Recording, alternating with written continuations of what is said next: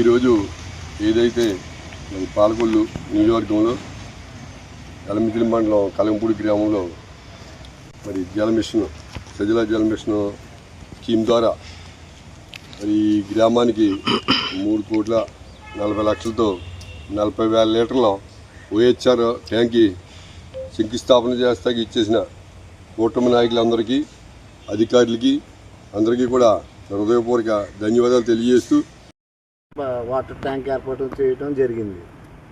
ఇది ఏర్పాటు చేయడం వల్ల 9 గ్రామాలకి నీళ్లు స్వచ్ఛమైన నీరు ప్రతి ఇంటికి వెళ్ళేలా మినిస్టర్ డాక్టర్ నిమ్మల రామనాయుడు గారు ప్రతి ఇంటికి వాటర్ చేరేలా చర్యలు చేసుకున్నారు.